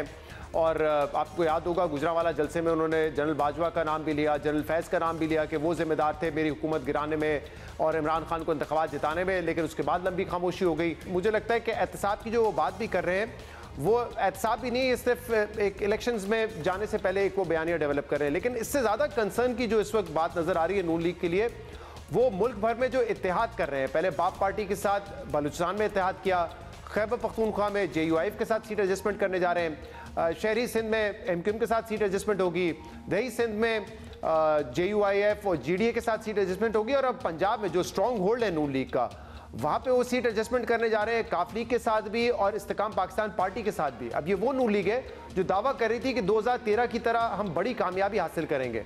तो 2013 में प्री इलेक्शन अलायंस तो नहीं बनाया नून लीग ने, जो अलायंस बने वो इंतखाबात जीतने के बाद थे। तो अब क्या जरूरत पड़ी है इस अलायंस की, ये बड़ा अहम सवाल है, क्योंकि दूसरी तरफ तहरीक इंसाफ जो कि मेन कंटेंडर होनी थी पंजाब में उनके खिलाफ, उनके तो हमें ये भी नहीं पता कि वो बैट का अपना सिंबल रख पाएंगे, क्या उनके कैंडिडेट्स कौन होंगे, किस हद तक उनको इलेक्शन लड़ने की इजाज़त होगी। तो अगर PTI का ये हाल है, दूसरी तरफ नून लीग फिर भी कॉन्फिडेंट नहीं है और इत्तेहाद बना रही है, तो उस पर बड़े सवाल उठते हैं। अब सवाल ये है कि क्या ये सियासी कमजोरी की वजह से कर रहे हैं या फिर कोई ऐसी मजबूरियां हैं जिसकी वजह से इत्तेहाद बनाना पड़ रहा है। लेकिन जो भी हो, नुकसान इससे बहरहाल नून का होगा। अगर वो इलेक्शन में कामयाब हो भी जाते हैं तो जो उनकी हुकूमत होगी वो बेसाखियों पे खड़ी होगी, जैसे मुझे लगता है तहरीक इंसाफ की 2018 में खड़ी हुई थी। अच्छा, तो आपको ये लग रहा है। Let's talk about Peoples Party now, क्योंकि वहाँ भी कुछ पुरानी रिवायतें कायम हो रही हैं। जैसे कि पाकिस्तान पीपल्स पार्टी का अब तक जो कि सिंगल पॉइंट एजेंडा है रहा है वो है एंटी नवाज शरीफ। तो बिलावल साहब जो हैं वो मुसलसल ये बात कर भी रहे हैं, किसी दिन धीमा बोलते हैं, किसी दिन बड़ा ज़ोरदार बोलते हैं, लेकिन यही बात जो है वो दोहराई जाती है। तो इस मामले में क्या जरदारी साहब और बिलावल एक पेज पर आपको नज़र आते हैं? वहाँ क्या चल रहा है? मेरे ख्याल से पीपल्स पार्टी को तो बहुत बड़ा नुकसान हुआ है 2008 से 13 की जो उनकी हुकूमत थी, और इसके बाद जिस किस्म की वो सियासत करते हैं, कभी इस्टेब्लिशमेंट के राइट साइड पे आने की कोशिश करते हैं, कभी रॉन्ग साइड पे आने की कोशिश करते हैं। मेरे ख्याल से उनका भी जो इस वक्त सियासी बयानिया है वो पिछले अगर आप 8-10 साल में देखें उससे उनको बड़ा नुकसान हुआ है, और इस वक्त परफॉर्मेंस के हवाले से पीपल्स पार्टी कुछ ज़्यादा नहीं बता पा रही है। एक ही वो बात कर रहे हैं, नवाज शरीफ पर अटैक कर रहे हैं। उसकी वजह मेरे ख्याल से ये है कि जब ये PDM की हुकूमत जारी थी तो उस वक्त इस तरह के तजिए हो रहे थे कि बलूचिस्तान में लोग ज्वाइन करेंगे पीपल्स पार्टी को, खैबर पख्तूनख्वा में करेंगे, जनूबी पंजाब में करेंगे। ऐसा हुआ नहीं है, तो इस वजह से पीपल्स पार्टी इस वक्त लेफ्ट आउट फील कर रही है। लेकिन इसके अलावा कि नवाज शरीफ एक सेलेक्ट होकर आ रहे हैं या नवाज शरीफ जो है वो लाडले हैं, पीपल्स पार्टी के पास अवाम को बताने के लिए बहुत ज़्यादा कुछ है नहीं। पीपल्स पार्टी के पास आपके मुताबिक अवाम को बताने के लिए कुछ है नहीं। भी बता दें PTI जो है उनके भी चैलेंजेस बहुत ज़्यादा हैं। पहला चैलेंज तो बल्ले के निशान का हुसूल ही है। अगर ऐसा नहीं होता तो क्या तहरीक इंसाफ के चांसेस पर आपको लगता है फ़र्क पड़ेगा? जी फ़र्क ज़रूर पड़ेगा। पहले तो सवाल ये है, कानूनी सवाल ये है कि अगर तहरीक इंसाफ के जो दूसरे इंट्रा पार्टी इलेक्शन है वो भी नल एंड वॉइड डिक्लेयर कर दिए जाते हैं तो सिर्फ क्या बल्ले का निशान नहीं मिलेगा या पाकिस्तान तहरीक इंसाफ को कोई भी निशान नहीं मिलेगा? ये बड़ा कानूनी सवाल है, क्योंकि अगर एक जमात जिसके ऊपर ये election commission of Pakistan claim करता है कि उन्होंने इंतखाबात दुरुस्त तरीके से नहीं कराए, तो मेरे ख्याल से कोई भी सिंबल शायद उनको ना मिले। बल्ले के निशान, सनी के बल्ले के निशान की जगह कोई और दे दिया जाएगा, जैसे कि हुआ था कि पीपल्स पार्टी को तलवार की जगह तीर का निशान दे दिया था। तो हो सकता है कि PTI को एक नए नाम से पार्टी बनाना पड़े और उसके लिए फिर सिंबल अप्लाई करे। ये कानूनी मेरे ख्याल से कुछ रुकावटें हैं, बट ऑब्वियसली नुकसान ज़रूर होगा। आज के दौर में ये बात बड़ी आसान है। अगर किसी सियासी जमात का सिंबल चेंज होता है तो कितना टाइम लगता है कि आप इलेक्ट्रॉनिक मीडिया के जरिए, न्यूज़पेपर्स के जरिए और डिजिटल मीडिया के जरिए आप बता सके कि हमारा सिंबल चेंज हो गया। लेकिन फिर भी फ़र्क मेरे ख्याल से ज़रूर पड़ता है और इसीलिए पीटीआई कोशिश कर रही है। लेकिन उससे ज़्यादा ये भी मैटर करेगा कि केपीके में इस वक्त हम देख रहे हैं कि कन्वेंशन हो, वर्कर्स कन्वेंशन हो, जलसे हो, वो पीटीआई के शुरू हो गए हैं। बट इसके अलावा पंजाब में, कराची में, जहाँ पे उन्होंने क्योंकि 14 सीटें थी, बलूचिस्तान में, वहाँ कोई खास एक्टिविटी नहीं नज़र आ रही है। क्या इलेक्शन से पहले वहाँ पे एक्टिविटी कर पाएंगे? क्या इसकी इजाज़त उनको मिलेगी? ये मेरे ख्याल से सबसे बड़ा कंसर्न होगा, क्योंकि अगर ऐसा नहीं होता तो फिर कैंडिडेट्स कौन सामने आएंगे, ये पीटीआई के लिए बड़ी मुश्किल पैदा कर देगा। Interesting. Shahzad Iqbal, thank you so much for being with us. आपको पता है कि अब इलेक्शंस जो हैं वो literally how many weeks, 3 weeks, 4 weeks, नहीं ज़्यादा, फरवरी यस, ओके ठीक है। सो चलो 8 वीक्स कर लें आप, 9 कुछ इसी किस्म का। फर्स्ट वीक ऑफ फेब है, that is very little time. और सच बताएं, हम तो बातें कर रहे हैं और ओपिनियंस लेते रहते हैं, लेकिन ऑन द ग्राउंड अगर देखें तो वो स्टीम नहीं है उस तरह। हाँ ठीक है। बाकी कराची में तो अगर आप निकले तो आपको लगेगा ये इलेक्शन से पहले क्यों उखाड़ दिया पूरा शहर। वो तो बाद में होता है। बहुत बेहतरी आनी चाहिए थी इधर तो। बट एनीवे, की तरह साल हमारे यहाँ भी गार्डनिंग बहुत मकबूल है और गार्डनिंग में एक नीश है जिसे कहते हैं bonsai, Japanese style of gardening कह लें इसे या जो भी कह लें। और मुझे तो कोविड के दौरान मैंने भी कुछ सीखने की कोशिश की, कुछ बनाए भी, कुछ वो तारे लेके बैठा रहता था सारा दिन। उसके बाद जरा वक्त कम मिलता गया। In a nutshell, if I am not wrong, तो इसमें होता ये है कि ये हाँ, मैं उर्दू में कहती कि गमलों में आप पूरा दरख्त जो है वो उगा लें, देख सकते हैं। ये there you go on your screen in front of you as well. But we have an expert with us जिनसे हम बात करेंगे, बिकॉज जब आप देखते हैं ना कि गमले में पूरा दरख्त कैसे फिट आ रहा है, तो वो there is a science behind it जिसको समझने की और जानने की ज़रूरत है। और हमारे गेस्ट जो हैं वो इस चीज़ के एक्सपर्ट हैं। उस्मान लोन इनका नाम है, बॉन्साई एक्सपर्ट हैं। Salman loan, yes, bonsai expert हैं, गार्डनिंग एक्सपर्ट हैं। अस्सलाम वालेकुम जी, वेलकम टू जियो पाकिस्तान। आपका हमने ऑनलाइन बहुत वीडियोस देखी हैं और आपका ताल्लुक गुजरावाला से, और आपने एक बड़ा ही खूबसूरत गार्डन, हम चलाएंगे भी, उसमें सेटअप किया हुआ है और उसमें सैकड़ों की तादाद में बॉन्साइज नज़र आते हैं। बड़ा मुश्किल काम है ये, मतलब एक पौधे को दरख्त बनाने में, नर्चर करने में सालों लग जाते हैं। इतने ज़्यादा पौधे मेंटेन करना, बनाना, सबसे पहला इंग्रेडिएंट तो पेशेंस होगा। हाँ, जो चाहिए है ना, वो मैं देख के ही मुझे ऐसे लग रहा है कि इसमें तो पेशेंस चाहिए। First of all thank you for inviting me to the show. You welcome. Grateful. जो बॉन्साई की जर्नी है, ये वाकई it's a game of patience, और इसके बगैर आप इस जर्नी को कंटिन्यू नहीं कर सकते। तो इसकी मेन रेसिपी जो सी है वो पेशेंस है।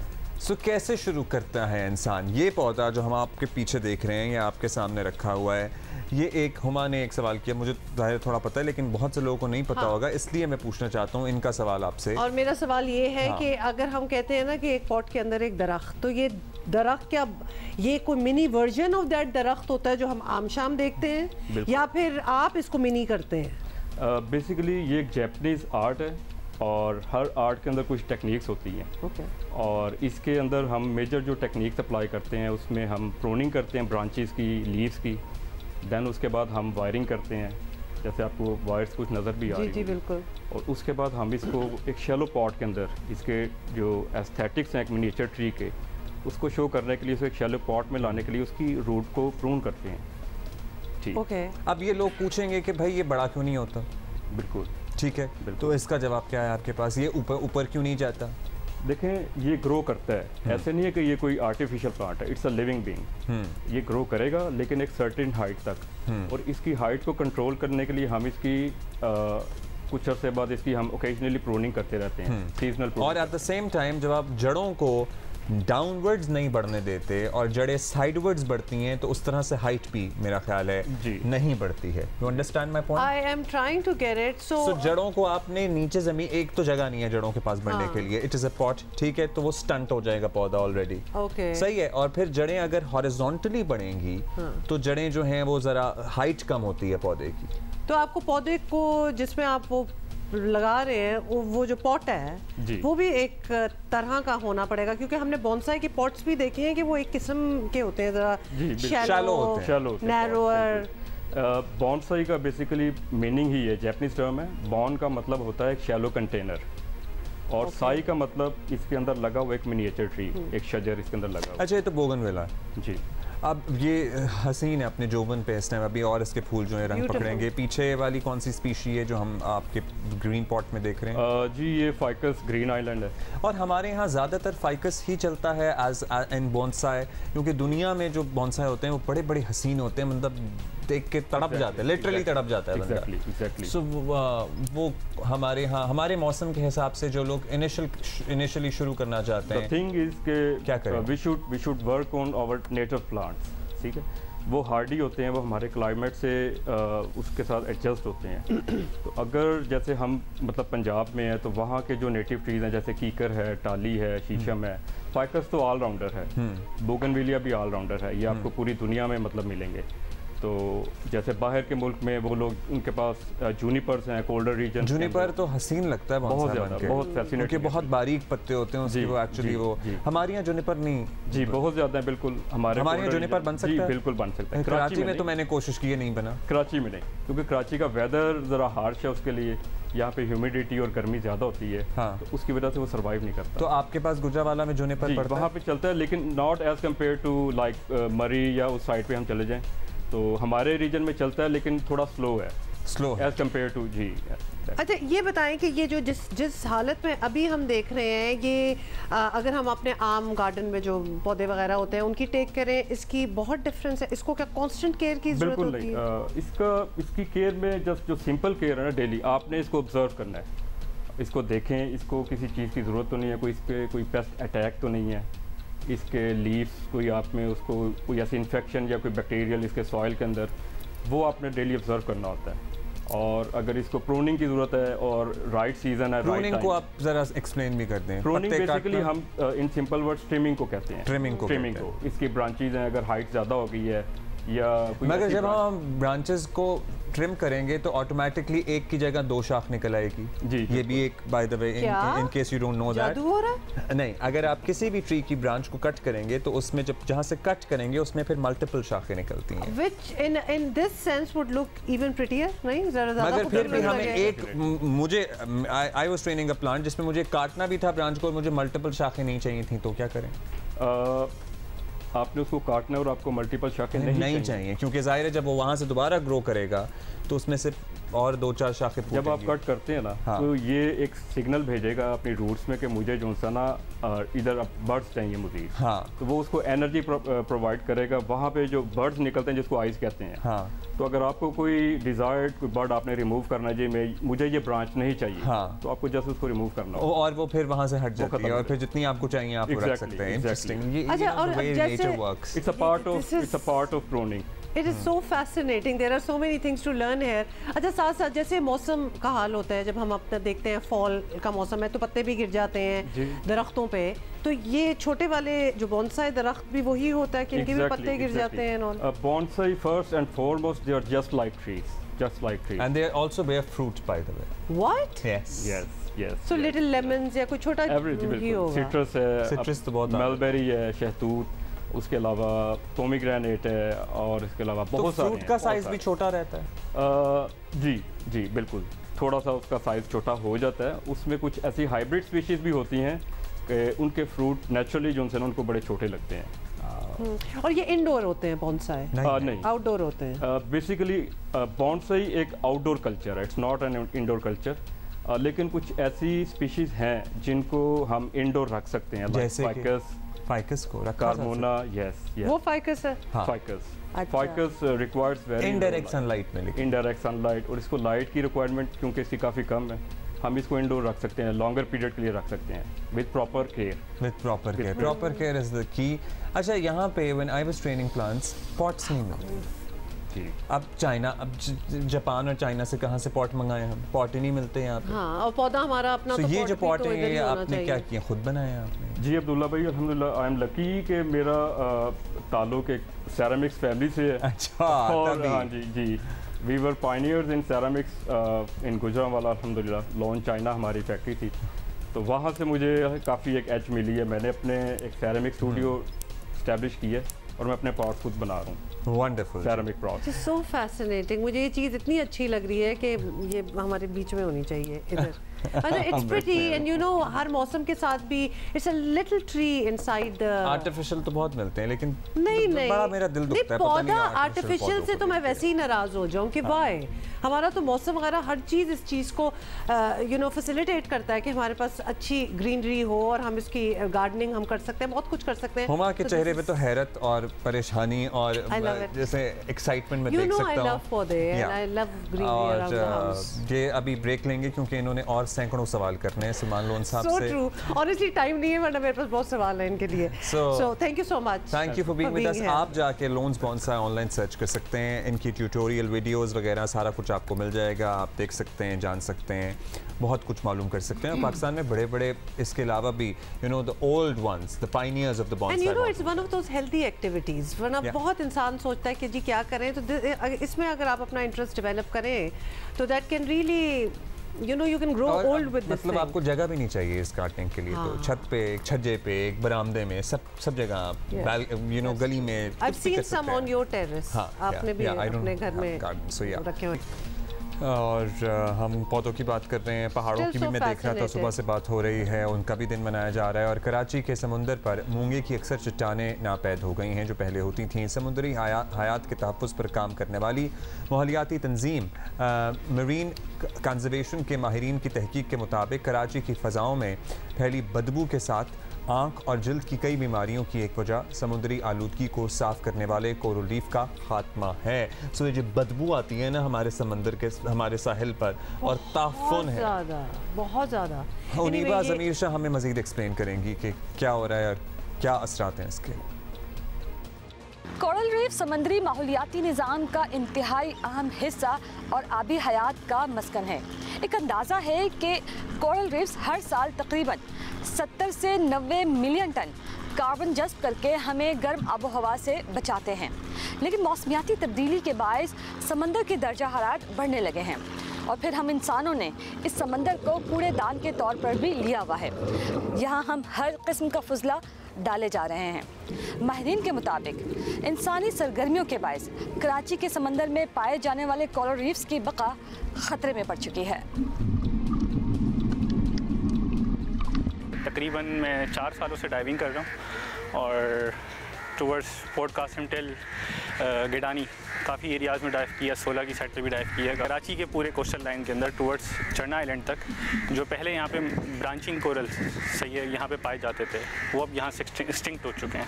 आपको ब्रांचिंग कोरल नज़र नहीं आते। रीफ बिल्डिंग इसलिए इंपॉर्टेंट है कि ये बहुत एक तो फास्ट ग्रोइंग रीफ, आपकी जो कोरल रीफ होती है तो फास्ट ग्रो करते हैं, इनका जो कार्बन स्टोरेज लेवल होता है वो इनसे ज़्यादा होता है, फिर ये ज़्यादा जो आपकी मरीन लाइफ है इसको शेल्टर प्रोवाइड करते हैं। अब जो यहाँ से एक्सटिंक्ट होने की वजह से जो नुकसान हुआ है यहाँ के, वो ये कि पहले फ़िशिंग जो होती थी वो आपकी शोर लाइन पे होती थी, आप बैठते थे शोर से आपने डायरेक्ट लाइन डाली और शिकार कर लेते थे, जो फ़िशिंग कम्युनिटी थी। नवंबर स्टार्ट होता है, इनके पास से मछली गायब होना शुरू हो जाती है। क्यों गायब हो जाती है कि मछली का जो सोर्स है, यानी जो उसका मेन सोर्स था फूड सोर्स या जो उसका घर था, एक तरह से कह लेंगे जो कोरल बेसिकली उसके लिए घर है, वो ना उसका घर रहा है ना उसका खाने का कोई सोर्स है। इनको 2-2, 3-3 घंटे बोट वालों को जाके दूर जाना पड़ता है समंदर में और वहाँ जाके वो शिकार करते हैं। यहाँ पर भी पहले बहुत थे लेकिन अब मर गए। जो हमारा हवा और ये सारी क्लाइमेट में इफ़ेक्ट हो रहा है वो इसीलिए क्योंकि वो सीवियर ब्लीचिंग हो रहा है। जो नाले से, सीवेज से, बोट पोल्यूशन और इन चीज़ों से इस वक्त ब्लीचिंग भी हो रहा है and they are severely decline especially in Pakistan. Pakistan में कोई कुछ नहीं कर रहा है। 30 साल पहले हमारे पास एक वेस्ट मैनेजमेंट प्लान था लेकिन वो कब से बंद पड़ा हुआ है और जितने भी नाले हैं वो सारा हमारे समंदर में जा रहे हैं। नालों की सारी जो चैनल्स बने हैं कि समंदर में जा रहे हैं, तो वो जो स्लज है वो सारा वो ख़राब हुआ हुआ है, उसमें माइक्रोबल एक्टिविटी, उसमें algae ब्लूमिंग्स होते हैं, वो टॉक्सिक बैक्टीरिया को हाउस करता है। आप देख लेंगे कि जब algae की शोर में आ जाते हैं तो लोगों को ये बीमारी शुरू हो जाता है, किसी की स्किन इन्फेक्शन, किसी की पेट में दर्द, पिंक आई, ये सारी चीज़ें होना शुरू हो जाता है। हमारा मछली डिक्लाइन हो रहा है, वो इसलिए हो रहा है, वो यहाँ से पाकिस्तान छोड़ के क्यों जा रहा है, क्योंकि कोरल्स नहीं है। क्योंकि अगर मैं आपका घर ले जाऊँ और खाना ले जाऊँ तो आप क्या करेंगे, आप भी चले जाएंगे। जिन फिज़ाओं में हम सांस लेते हैं, इसमें पाई जाने वाली 70% से ज़ायद ऑक्सीजन समंदर से आती है। समंदर हम आलूदा किए जा रहे हैं और फिज़ाएं मुज़र सेहत होती जा रही हैं। इंसानी सेहत और आबी हयात की बका के लिए माहिरीन कहते हैं कि हमें समंदर में डाले जाने वाले फजले को साफ़ करने के इक़दामात करने होंगे। कैमरामैन अशरफ सिद्दीकी के साथ उन्नीबा ज़मीर शाह, जियो न्यूज़, कराची। मतलब दिल दुखता है, इतना अफसोस होता है ना, क्योंकि हम दिल दुखने से ज्यादा ना मुझे गुस्सा चढ़ता है कि वो कह रही हैं खातून जो एक्सपर्ट हैं कि 30 साल पहले we had a waste management plant, मगर 30 साल बाद हमारे पास एक के बजाय 10 होने चाहिए थे, 30 होने चाहिए थे। 30 साल बाद वो एक भी खत्म हो गया। हम कौन लोग हैं यार वैसे। और फिर हम जब, I am sorry for lack of a better word, जब हम शो मारने पे आते हैं ना कि हमारे मुल्क में तो पहाड़ हैं, तो रेगिस्तान है, तो समुंदर है, तो फलाना, हम कर क्या रहे हैं उसके बारे में। We have to take care of these things. वरना डिक्लाइन देखें कि कोई मछलियाँ ही वहाँ नहीं रहती। I had the experience of deep diving. Karachi, ये जो हमारा शोर है, उससे 2 घंटे की बोट राइड के बाद वहाँ जाके भी जब मैंने पानी में डीप सी डाइविंग की तो नीचे लगता था एक हॉरर स्टोरी चल रही है कि there was nothing down there. इतना अफसोस हुआ कि आप इतनी दूर तक भी जाएं तो एक तो पानी हमारा ऑयली हो चुका है बिल्कुल, और it's dead inside, there is no sea life. So, ये अगर किसी को लग रहा है ना कि हमको बड़ा कुछ तीर मार रहे हैं अपने टूरिज्म को लेके, हमारे लिटरली अभी भी वो स्टेज है कि हमारी टूरिज्म की सारी पॉलिसी ना डब्बे में उल्टा करके दोबारा से सही करने की ज़रूरत है कि हम अभी भी ये चीज़ें हम इनको ठीक कर, और सही तो कर लें। समझने की ज़रूरत है कि अगर हमने इनकी टेक केयर ना की, इन सारी चीज़ों की जो कुदरती हमें तोहफे मिले हुए हैं, तो they are not going to stay for long.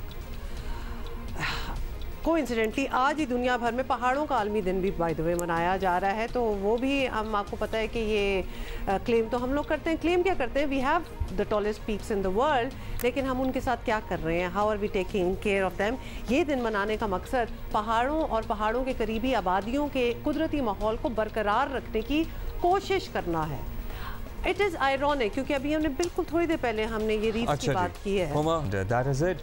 For today आप हमें आज जियो पाकिस्तान टीवी पे लिख के बताइएगा ज़रूर। आज पहाड़ों का आलमी दिन भी है, हमने बॉन्साई की बात भी की है और रोशन बीबी की कहानी ने हम सबको बहुत मुतासिर किया है। We're gonna see you tomorrow, inshallah. Bye.